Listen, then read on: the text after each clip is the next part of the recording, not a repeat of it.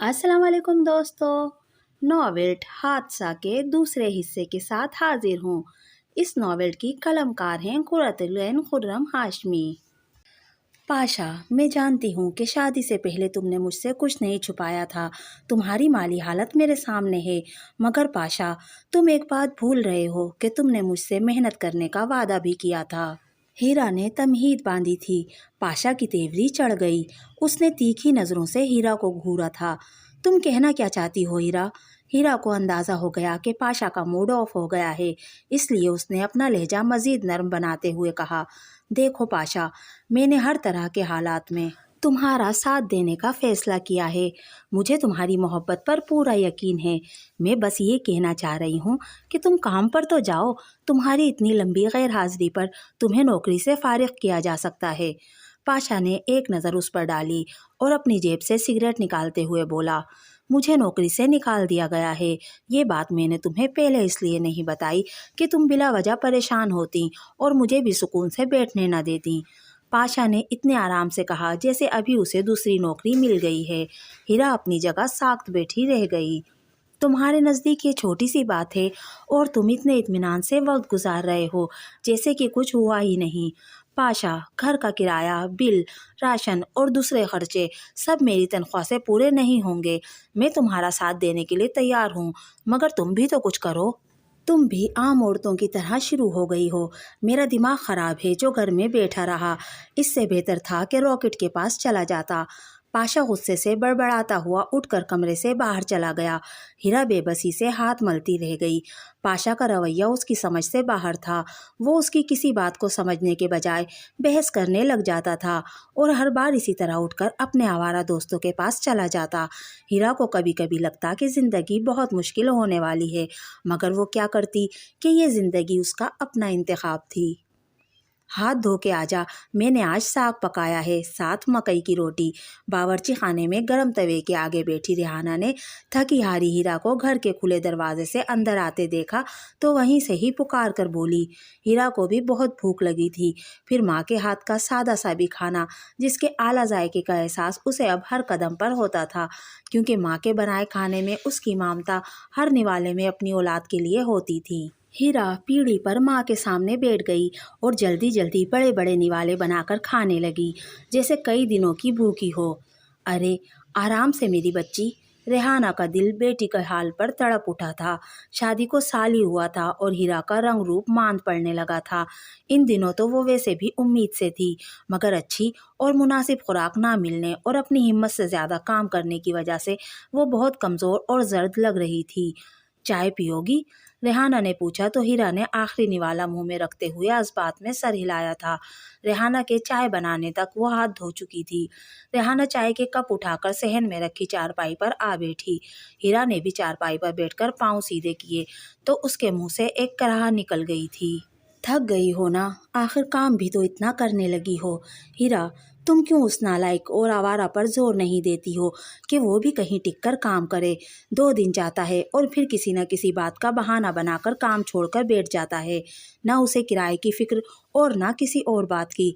पिछले 1 साल में तुम लोग कितने ही घर वक्त पर किराया अदा ना करने की वजह से बदल चुके हो, मगर ये मसले का हल तो नहीं है। अब एक और जान दुनिया में आने वाली है। कुछ सोचा है कि उसे कैसे पालोगी? अगर तुम सुबह स्कूल और शाम में ट्यूशन सेंटर चली जाओगी तो उस नन्ही सी जान को कौन संभालेगा? रेहाना ने आने वाले वक्त का भयानक नक्शा खींचा था। हीरा फीकी मुस्कुराहट चेहरे पर सजा कर रह गई।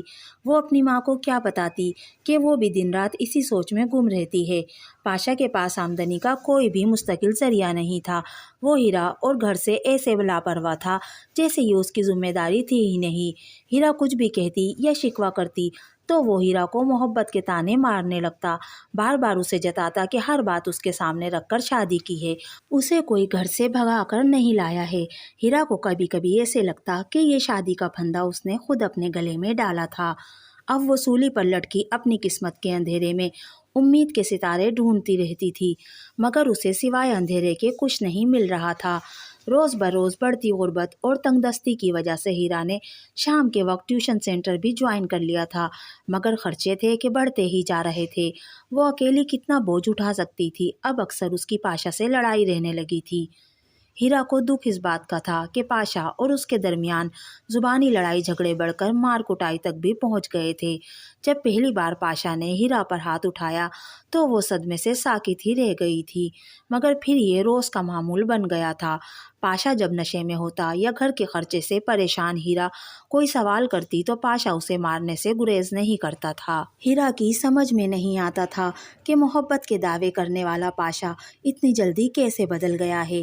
وہ اکثر حسرت سے سوچتی کہ کاش محبت کے خالی خولی دعووں سے ضروریات زندگی کا دوزخ بھی بھرا جا سکتا۔ امی، میں کوشش تو کر رہی ہوں کہ پاشا کسی طرح کام پر لگ جائے۔ اگر پاشا کام پر جانے لگا تو میں ٹیوشن سینٹر چھوڑ دوں گی۔ ہیرا نے کہا تو ریحانہ منہ بنا کر رہ گئی۔ پاشا سے کسی کام کی امید رکھنا بیکار ہی ہے۔ میری بات سن، تو ایسا کر کے رہنے کے لیے میری طرف آ جا۔ تجھے وہاں کس نے سنبھالنا ہے؟ اچھا ہے، تجھے بھی کچھ دن آرام کرنے کا موقع مل جائے گا۔ ریحانہ کے کہنے پر ہیرا سوچ میں پڑ گئی۔ ٹھیک ہے امی، میں کچھ سوچتی ہوں، ہیرا نے نیم رضامندی سے کہا۔ اسے یقین تھا کہ پاشا یہ سنتے ہی صاف منع کر دے گا۔ اگر وہ گھر سے چلی گئی تو گھر کی ذمہ داری کون اٹھائے گا؟ مگر ہیرا کی حیرت کی انتہا نہیں رہی جب پاشا نے یہ سنتے ہی اسے ماں کے گھر رہنے کی اجازت دے دی اور کہا، بہت اچھا فیصلہ کیا تم نے۔ ویسے بھی زمانے کا دستور ہے کہ پہلا بچہ میکے میں ہوتا ہے۔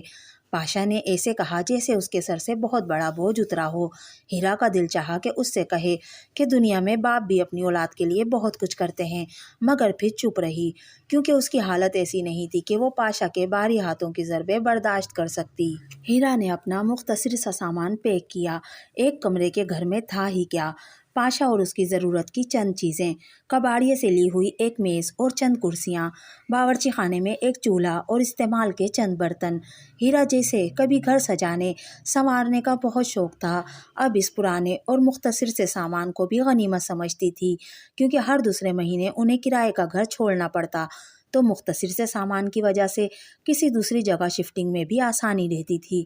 مگر یہ ہیرا کا دل جانتا تھا کہ اس خانہ بدوشی جیسی زندگی سے وہ کتنی اکتا چکی تھی، مگر اپنے ہاتھوں پہنی گئی بیڑیوں کی وجہ سے لب سینے پر مجبور تھی۔ بہار کی ایک خوشبو بھری دوپہر میں ننھی سی پری نے اس کی ممتا بھری گود میں پہلی بار آنکھ کھول کر دنیا کو دیکھا تھا۔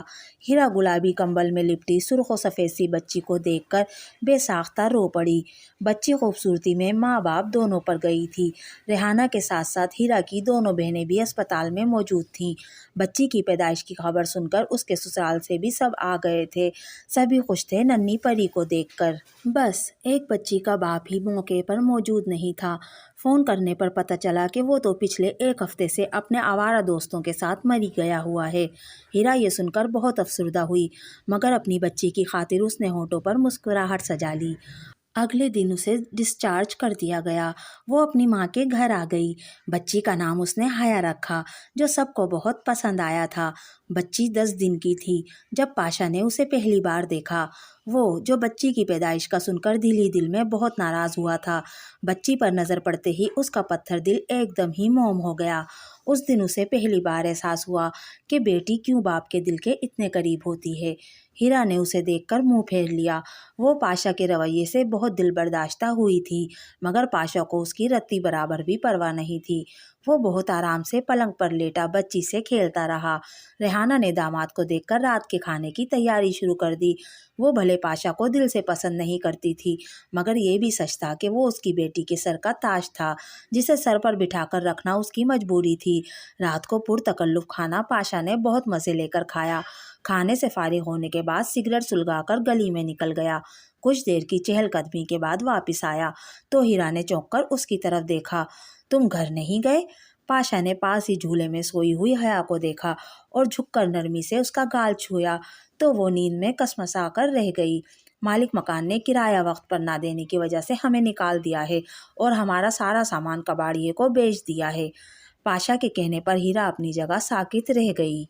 تمہارے لیے یہ معمولی بات ہے پاشا، ہیرا تڑق کر بولی تھی۔ پاشا نے سرد نگاہ اس پر ڈالی۔ تو اور کیا کروں؟ بہت کوشش کی تھی مگر کسی نے پیسے ادھار نہیں دیے۔ تم کیوں پریشان ہو رہی ہو؟ وہ سامان کون سا بہت قیمتی تھا؟ ہم تمہاری ماں کے ساتھ بھی تو رہ سکتے ہیں نا، آخر وہ بھی تو اس گھر میں اکیلی رہ رہی ہیں۔ 3 کمروں میں سے ایک کمرہ اگر ہمیں دے دیں گی تو کیا قیامت آ جائے گی؟ آخر بیٹی ہو تم ان کی۔ پاشا کے کہنے پر ہیرا تیر کی طرح اپنی جگہ سے اٹھی اور اس کے پاس آ کر اس کا کالر پکڑ کر چیخنے لگی۔ تو یہ سارا کھیل تم نے جان بوجھ کر کھیلا ہے تاکہ بہت آرام سے میری ماں کے گھر پر قبضہ کر سکو، مگر ایک بات یاد رکھو پاشا، میں تمہاری کوئی بھی سازش کبھی کامیاب نہیں ہونے دوں گی۔ پاشا کا ہاتھ اٹھا اور اس کے چہرے پر نشان چھوڑ گیا۔ ہیرا لڑکھڑا کر پیچھے کی طرف گری تھی۔ ریحانہ بھی شور سن کر وہاں بھاگی چلی آئی، بیٹی کو فوراً آگے بڑھ کر سہارا دیا۔ کچھ عقل کرو پاشا، تمہاری بیوی کی حالت ایسی ہے کہ تم اس پر ہاتھ اٹھاؤ، کچھ اور نہیں تو اپنی معصوم بیٹی کے بارے میں ہی سوچ لو۔ اب شور کی آواز سے ڈر کر ننھی حیا بھی رونے لگی تھی۔ پاشا غصے میں کچھ کہتا رک گیا اور غصے سے پاؤں پٹکتا گھر سے باہر نکل گیا۔ ریحانہ نے سسکتی ہوئی ہیرا کو سہارا دے کر اٹھایا اور بیڈ پر بٹھا کر چپ کرانے لگی۔ امی مجھے معاف کر دیں، آپ نے مجھے کتنا سمجھایا تھا مگر میں نہیں مانی، اور آج اپنی منمانی کرنے کا نتیجہ دیکھ رہی ہوں۔ پاشا نے مجھے دھوکہ دیا ہے اور میں بے وقوف اس کے دھوکے کو محبت سمجھ بیٹھی۔ کون سی برائی ایسی ہے جو اس میں نہیں ہے؟ شراب، نشہ، غیر عورتوں سے تعلقات، جوا، اب میں آپ کو کیا کیا بتاؤں امی، میں نے بہت کوشش کی مگر میں ہار گئی۔ ہیرا نے 2 سالوں کا غبار آج آنسوؤں کے ساتھ نکال دیا تھا۔ ریحانہ اسے سینے سے لگائے تسلی دیتے ہوئے خود بھی رو پڑی۔ اولاد کا دکھ دیکھنا آسان نہیں ہوتا۔ پاشا کے سلوک نے ہیرا کو باغی بنا دیا۔ اس نے سوچ لیا کہ اگر پاشا کو اس کا احساس نہیں ہے تو وہ بھی مزید پاشا کے ساتھ نہیں رہے گی۔ پاشا کچھ دن کے بعد حیا سے ملنے آیا تو ہیرا نے صاف منع کر دیا، جس پر پاشا بہت چراغ ہوا، مگر اب کی بار اس نے ہیرا پر ہاتھ اٹھانے سے گریز کیا تھا۔ ہیرا نے اس سے طلاق کا مطالبہ کر دیا، جسے سن کر پاشا حیران رہ گیا، مگر پھر اس نے بھی ایسی شرط رکھی کہ ہیرا بھی دل تھام کر رہ گئی۔ طلاق لینے سے پہلے ایک بات اچھی طرح ذہن میں بٹھا لینا، میں اپنی بیٹی تم سے چھین کر لے جاؤں گا، پھر بھلے تم کسی بھی کورٹ کچہری میں اپنی بچی کی کسٹڈی کے لیے دعوے کرتی رہنا، اور ایک بات، میں ایک بار حیا کو لے گیا تو تم ساری عمر اس کی شکل دیکھنے کو ترس جاؤ گی۔ پاشا دھمکی دے کر چلا گیا مگر ہیرا کی جان نکال کر لے گیا تھا۔ ہیرا جانتی تھی کہ پاشا کسی حد تک بھی جا سکتا تھا، وہ کمزور عورت ہو کر پاشا کا مقابلہ نہیں کر سکتی تھی۔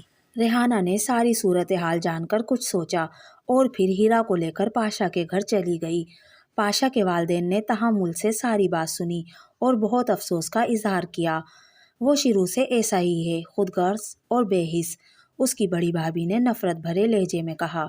خیر تم فکر مت کرو ہیرا، میں اسے سمجھاؤں گا، اگر اس نے مجھ بوڑھے کی بات سنی تو۔ پاشا کے باپ نے ہیرا کے سر پر ہاتھ رکھ کر کھوکھلی تسلی دی تھی۔ ہیرا وہاں سے واپس آ کر بھی بہت بے چین تھی۔ اسے ہر لمحے دھڑکا لگا رہتا تھا کہ ابھی پاشا آئے گا اور ننھی حیا کو چھین کر لے جائے گا۔ ایک دن پاشا آیا ضرور، مگر اپنے والدین کے ساتھ، اس بار بہت شرمندہ اور سر جھکا کر۔ اس کے والدین نے پاشا کے رویے کی معافی مانگی اور اسے ایک موقع مزید دینے کا کہا۔ پاشا نے کرائے پر ایک گھر لیا تھا، اس کے بھائیوں نے سستا سامان بھی ڈال دیا اور 6 مہینے کا ایڈوانس کرایہ بھی دے دیا تھا، ساتھ ہی آخری وارننگ بھی کہ اگر آئندہ بھی اس نے ایسا کیا تو وہ لوگ خود ہیرا کا ساتھ دیں گے۔ پاشا نے اس بات کو غنیمت جانا تھا اور ہیرا کو منا کر گھر لے آیا، جہاں ان دونوں نے ننھی حیا کی مسکراہٹوں اور آہٹوں کے ساتھ نئی زندگی کا آغاز کیا۔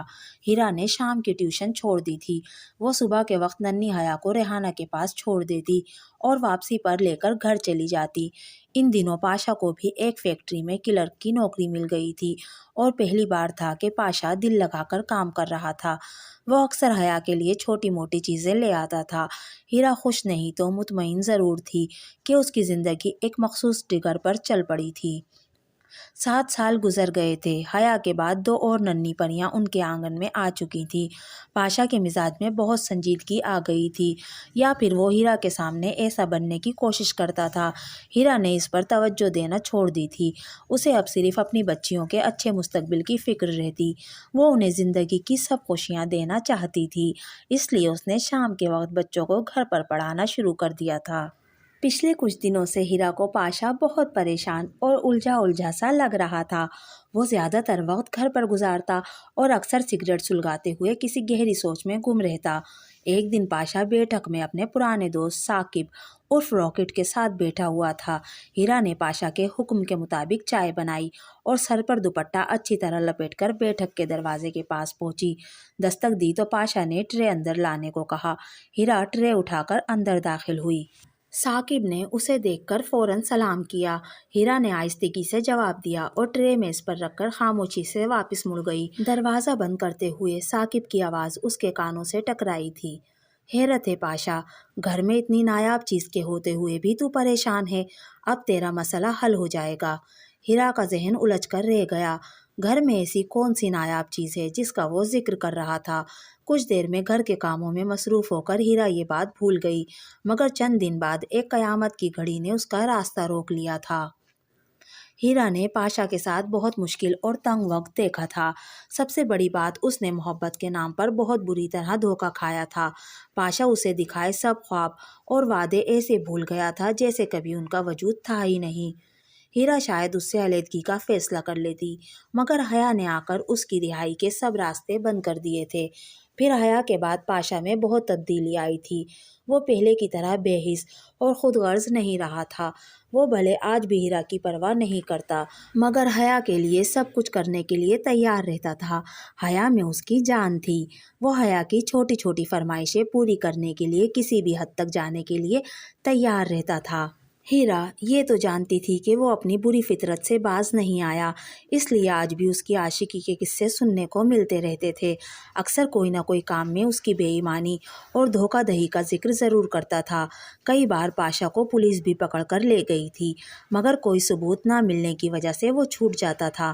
ہیرا یہ سب خاموشی سے دیکھتی رہتی، مگر وہ اب پاشا کے معاملات میں نہیں بولتی تھی۔ مزید 2 بیٹیوں کے ہونے سے یہ فرق پڑا تھا کہ اب پاشا پولیس کے چکروں میں نہیں پڑتا تھا۔ شاید اسے بھی یہ احساس ہونے لگا تھا کہ وہ 3 بیٹیوں کا باپ ہے، جن کی کل کو شادی بھی کرنی ہے۔ اگر باپ کی ایسی ریپوٹیشن ہوگی تو کون ان کے گھر رشتہ لے کر آئے گا؟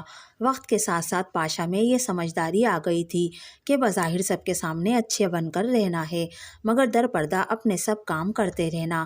مگر اس سب کے باوجود وہ بہت بری طرح ایک مسئلے میں پھنس گیا اور اس بار اسے بچاؤ کا کوئی راستہ نظر نہیں آ رہا تھا۔ اس لیے تو اس کے دن کا چین اور رات کا سکون ختم ہو کر رہ گیا تھا۔ پاشا جس فیکٹری میں کام کر رہا تھا، وہاں اس نے ثاقب کی مدد سے بہت بڑا ہاتھ مارا اور مال کا ایک بہت بڑا حصہ غائب کر دیا، جسے بیچ کر انہیں کافی منافع ملا۔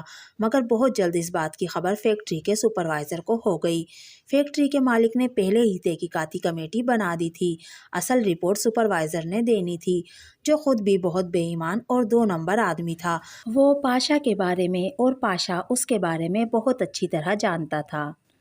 دوستو، یہ تھا ناول حادثہ کا دوسرا حصہ۔ جلد ہی اس ناول کے تیسرے اور آخری حصے کی ویڈیو اپلوڈ کر دی جائے گی۔ اگر آپ کو میری آج کی ویڈیو اچھی لگی تو پلیز میری ویڈیو کو لائک کیجیے، میرے چینل کو سبسکرائب کیجیے۔ ملتے ہیں اگلی ویڈیو میں، تب تک کے لیے اللہ حافظ۔